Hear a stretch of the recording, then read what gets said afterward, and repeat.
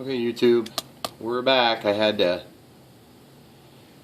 run out of memory, of course, there, but 30 minutes is better than 5 like I get on my other phone. That's why I'm doing it on this one. I took a little hot glue and just put a smear of it across here, and it worked really nicely. And then I took my 20,000 shim and heated it, and then I just smoothed it perfectly so there's no obstructions at all. And then I just wanted to show you where we kind of were picking up. Lined up neatly. Try to get a zoom on there for you. See how it goes just vertical, or just about vertical. It's not 100% perfectly vertical, but I can actually bend that control arm a little bit. So anyway, my next step is, like we said, we're going to be cutting some flaps in. So we've got the electrical side done. And, oh, real quick, I guess I don't remember if I showed you this, but boy, is it just me, or is that really hard to see in the video? We'll just stick that there so you got a little backdrop. There you go, there's your throw. Do a little zoom in. Take off, landing, all the way back to home. Take off, landing, all the way back to home. And obviously those control linkages are going to need to stay as low as possible to avoid the possibility of conflict when you take the landing gear off for that cooler look. So keep watching, guys, and we'll get some more information for you here on how to cut in the flaps. Okay, guys, I got one little thing taken care of. I glued this wire down because there was a bunch of excess, and when you close the lid, the top of the plane, you want to not have to worry about that being an issue. So I just took a little hot glue, and I'll show you what I'm going to do on this side here real quick. These two wires can run into the looks like the elevator linkage. So I'm going to take these two wires here, support the bottom of the plane so you don't break anything off, and I'm just going to very gently hold this back, and I'm just going to put a little drip of hot glue right where it needs to hit, which is going to be about like there, right under my thumb. So I'll just do that real quick. And one trick you can do is to put the hot glue onto your piece like this and let it cool for just a second. Then you got a little more time to manipulate where you lay it. And then just stick it down into the puddle of hot glue. And if it wants to pull up like that, it's not that big a deal because you'll get a little bit of a bite on the second touch. Okay, so now it's touched down like that. So we'll just get a second little drip on the Q-tip, and we'll just spread that on there. And the reason I go this route rather than CA is because CA is very effective and it works fine, but the thing is this antenna is not going to get moved. This might get moved, and so the reason I go with hot glue is it's easier to undo it later on, and that's all there is to it. It's very simple. I wanted to show you that real quick while I was in the middle. And yes, I am going to be cutting these here pretty soon, so just give me a little bit of time. I suppose I better show you guys closing this thing.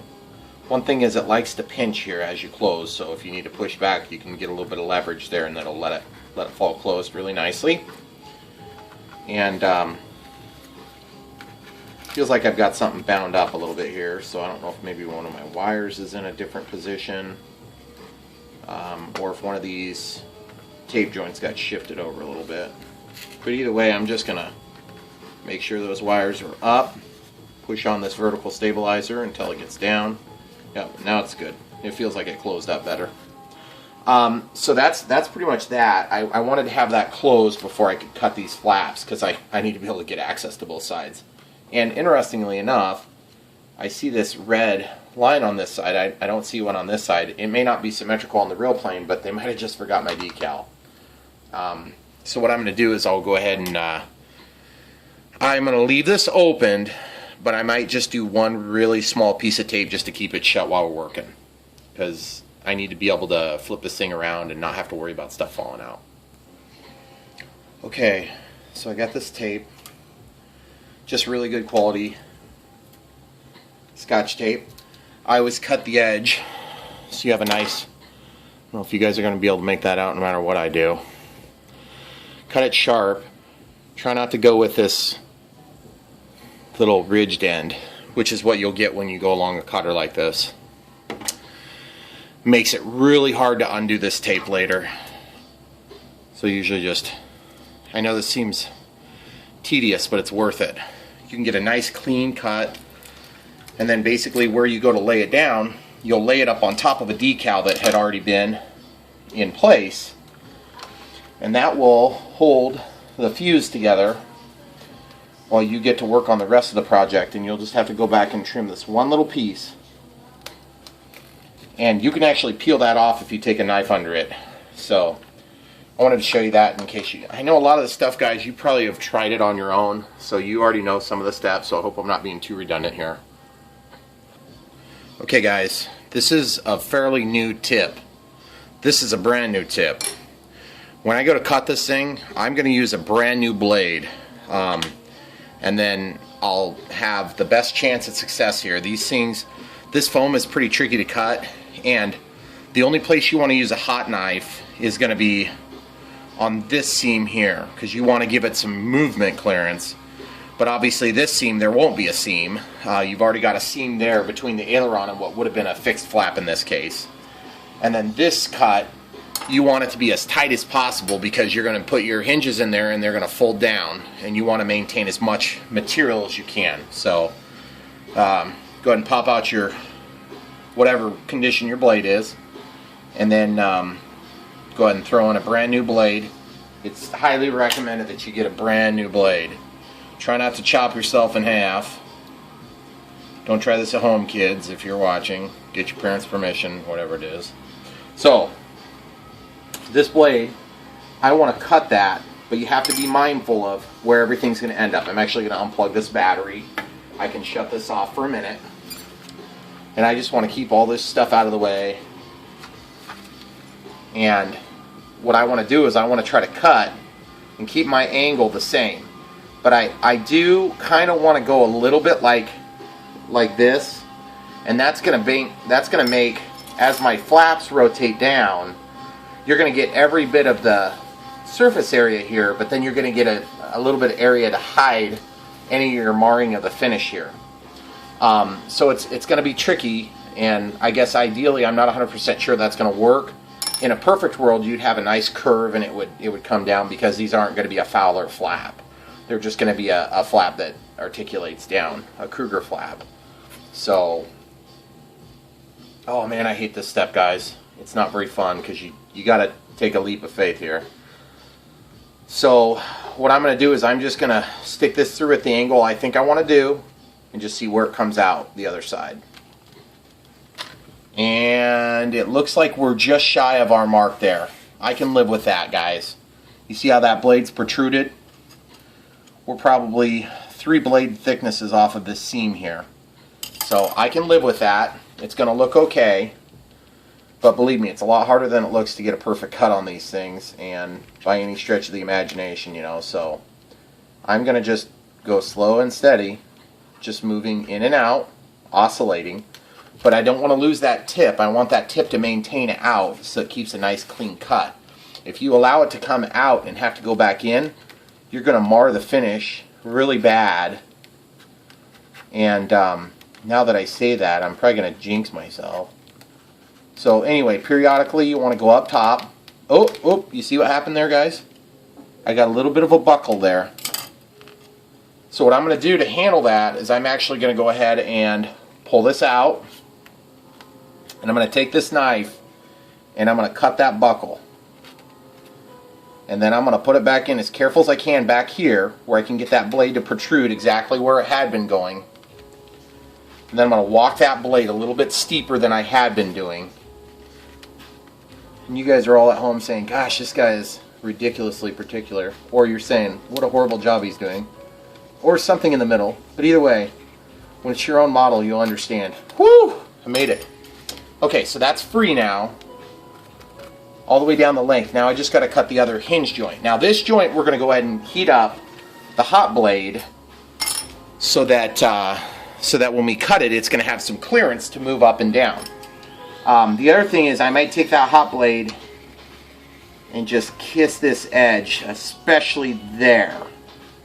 Because remember, when you heat up this blade, it's going to, no matter what you try, it's going to take more material than if you just put the blade through. Obviously, it's going to do that. So just be mindful. Okay, I got my torch. I'm going to clean the tip of this blade as I get it hot. I'm going to take and clean it just like that. Just wipe it. Get it nice and hot until she's about gone. You can even test it if you want. I'm not going to test it.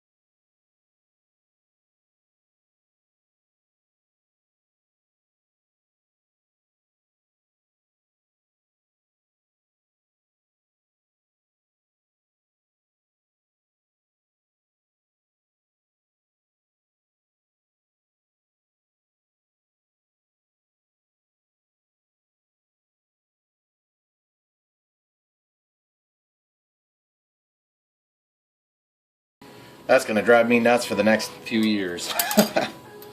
But in the meantime, I'm going to switch to my 20,000 shim, and I'm actually going to heat somewhere in the middle. So I got to heat it and then wipe this debris off, and then that way I can take the cool point, run it through, and then follow it like a saw blade. And yes, I suppose if somebody had a sharp enough saw, you could do it with a saw blade too. But I just haven't ever really had great success with saw blades on foam. It seems to make nasty cuts.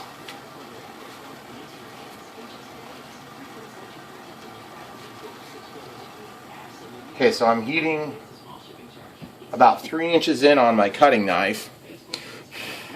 And then what I'm going to do is I'm going to put that in there and just run it until it starts melting a little bit. And that's going to help me to get my cleaner cut. Same thing here. Run it until it gets to the hot spot. Okay, so you can see I got a pretty sizable gap there now. And you can see obviously this is free now. So at this point you can make a decision on if you want to try to paint this stuff up or if you want to wait. For me, I'm probably going to take a standing block and try to just square up that hole a little bit. There's a little bit of forgiveness in that there's a gap between the aileron now. And of course that's going to be the flap. So keep watching, guys. I'm going to pause it for a minute until I get some of this detail work taken care of. Okay guys, I want to show you something real quick as I'm getting my finish work done on this thing.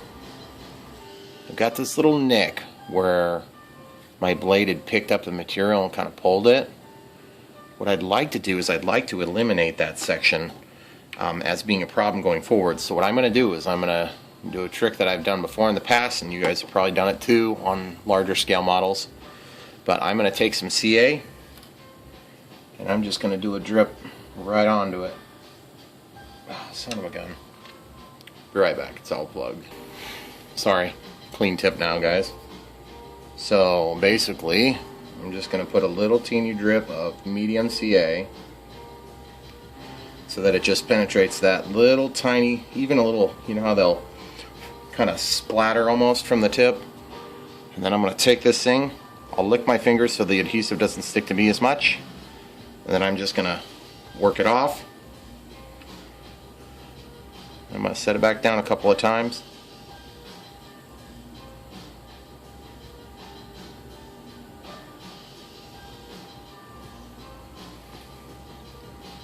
Son of a gun. Didn't get my finger enough. But you can see now that thing's not going to pull up. I'm not necessarily going for perfection here. I'm just going for, I want it to be as close to perfect as I can make it on the first run. Because when I go to cut the other side, I'm going to make sure that they're the same shape and thickness.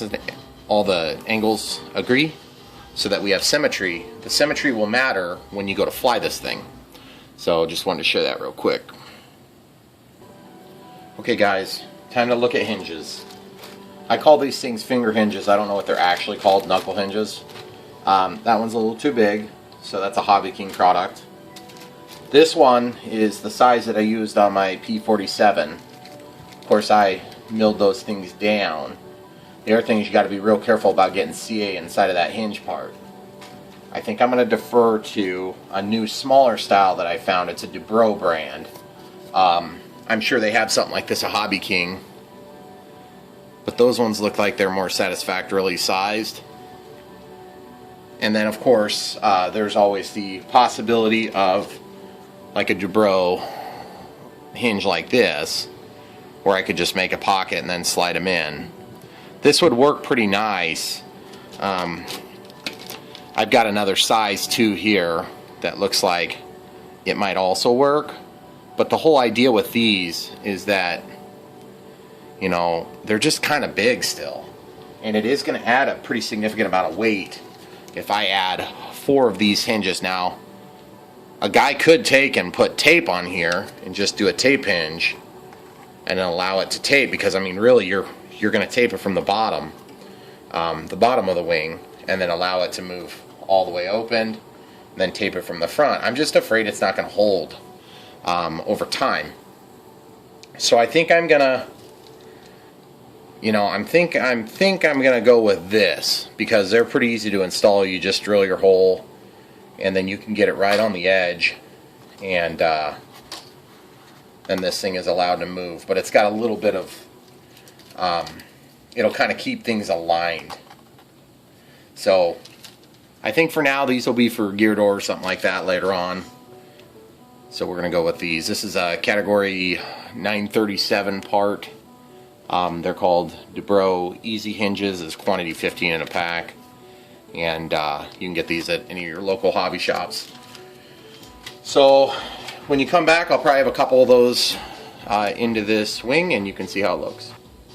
Okay guys, this is the scary part. I got myself a wire. The Dubrow package says to drill a 3/32 hole for these things. I've always found the easiest way is to heat up this tip and then dig it into a pre-designated point, and that will actually get you a nice pocket to install these hinges. And so that's what I'm about to try. So we're going to heat this up. This I think is a welding wire, and we're just going to keep it as close to the outside edge as we can.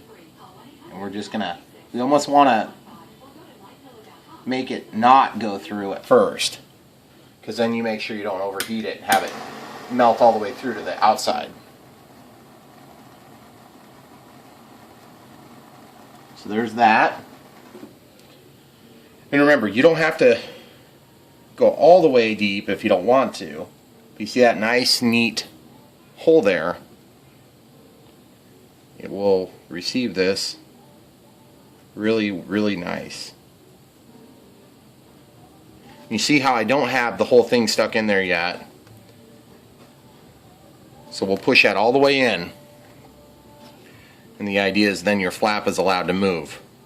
But I may have made the cardinal mistake, and I'll let you guys guess what it is.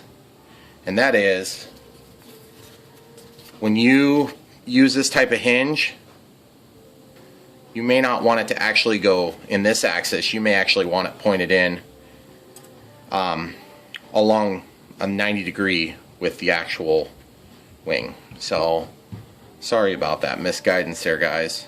So what's going to happen is as this closes, it's going to bind, because it's going to get closer at the tip compared to this one up here, which is going to be installed right. So I'll do that on the second one, and then we'll show you the difference.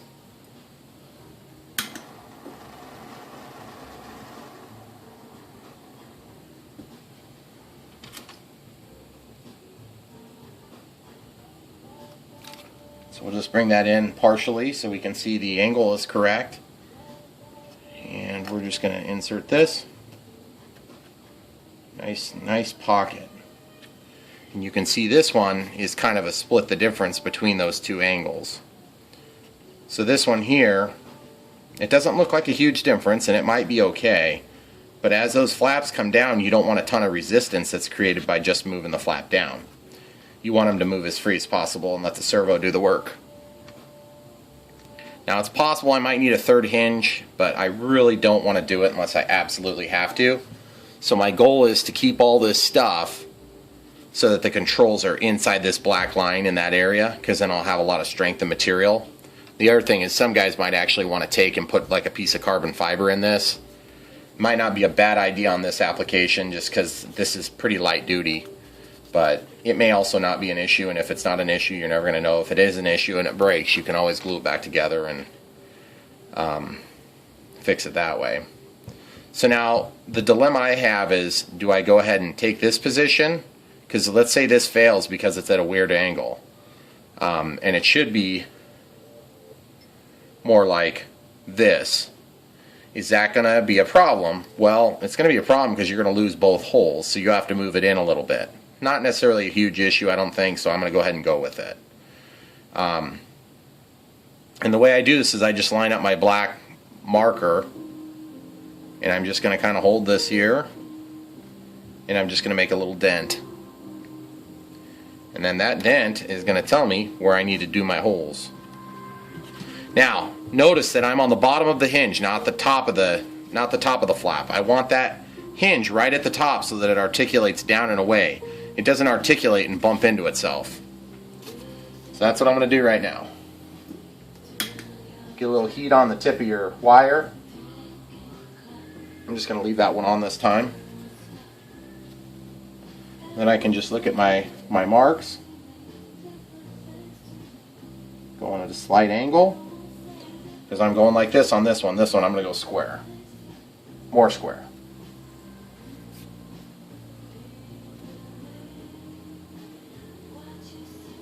Okay, now this one might penetrate out, and that's going to kind of suck, but that's life. When you make such small, it's sometimes kind of difficult to get it exactly right.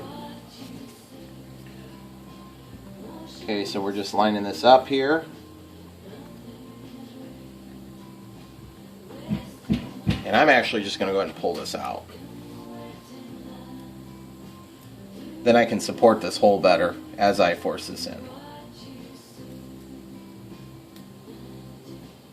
Now it feels like maybe I didn't go quite deep enough with the heat, because you see it's wanting to rip that hole down there.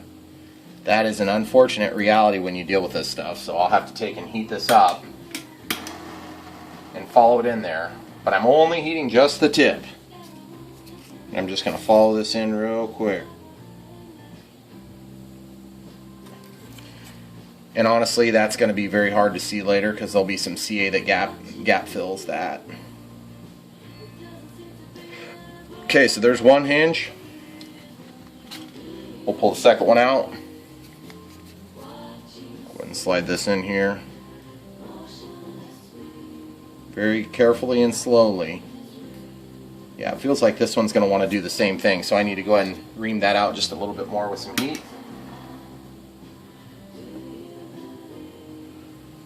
Remember, you want to heat this down and into the flap, not up, because you'll just rip a hole in it instantly if you're not careful.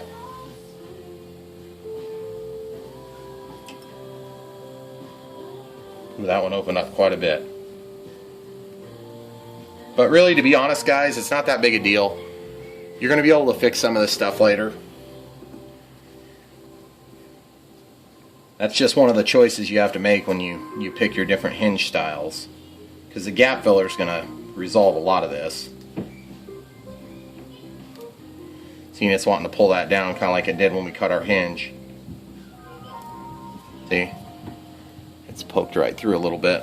That's unfortunate, but I wish I could say that didn't happen on my P-47, but it kind of did too. Of course, you do a project like this, you assume the second time you do it you're not going to have the same problems, but that never seems to work out quite the way I think it will.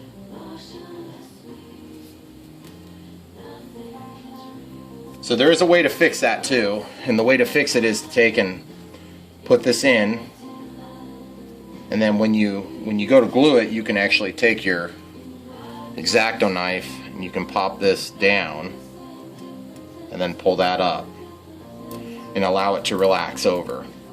Doesn't always work totally, but it helps a little bit. You can actually spin that. So then we'll take these back over and we'll see with a dry fit how they work. So you've got that in, and obviously this is not going to be acceptable having that big of a gap. You can see, as I was a little bit concerned, I have some resistance to turning. So I think what I got to do is, because once you glue that, it's going to be very resistant to doing this. But you can see right now we can go all the way square. So what we're going to do is we're just going to give this a second try. We'll just end up moving it in just a touch and then doing a different angle. So we'll give that a shot here and we'll see how it turns out.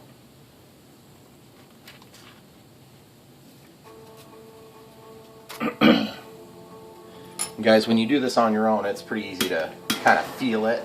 It's hard to show it though.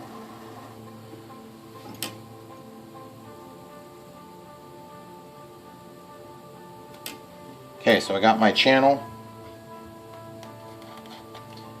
and that one's way better in terms of angle coming out of the wing. And then kind of the same scenario, I just got to go in here and then mark it so I know where I'm going to land it. I'm just going to incidentally be right next to where the hole was. Hopefully that doesn't become a problem here in a little bit, because I'm using gap filling CA anyway. It should fill that gap.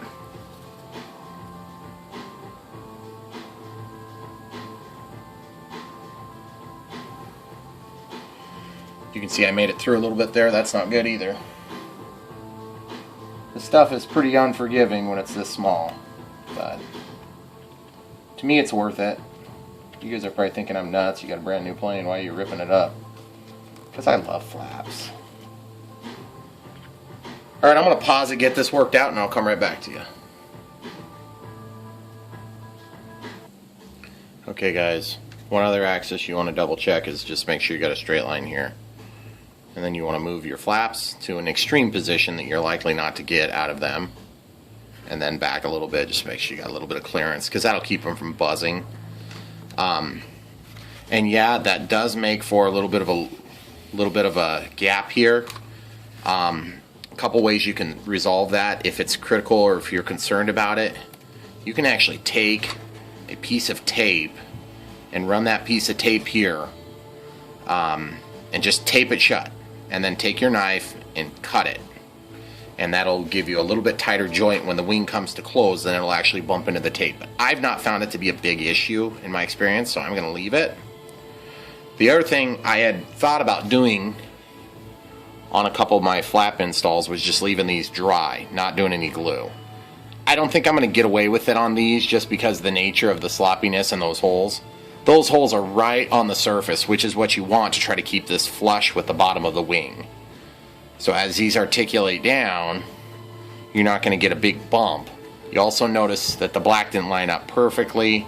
I'm okay with it. It's not that big a deal. I'm going to be doing some touch-up paint later. I could even take a piece of balsa wood and just wedge it in there, and as the glue sets up, then it'll push it over just a touch.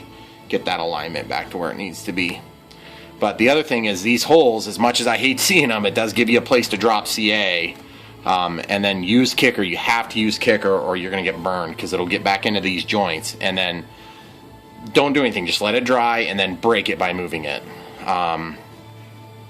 So anyway, that's that, guys. Here in a little bit, I'll be done with the other side, and then we'll go ahead and come back to it, and we can do this. Unfortunately, it looks like I'm about ready to run out of memory, so this might be on video number 3, doing the linkages and the finishing touches. So, but guys, look at that. That is pretty sweet. So you can see that plane coming at you. Got the plane coming at you. Got these flaps. The deployment's going to be so cool looking. Alright guys, thanks so much for watching. I know it's kind of a tedious process. I guess that's the name of the game when it comes to my projects, so hope you like it. If you do, like and subscribe. Thanks for watching.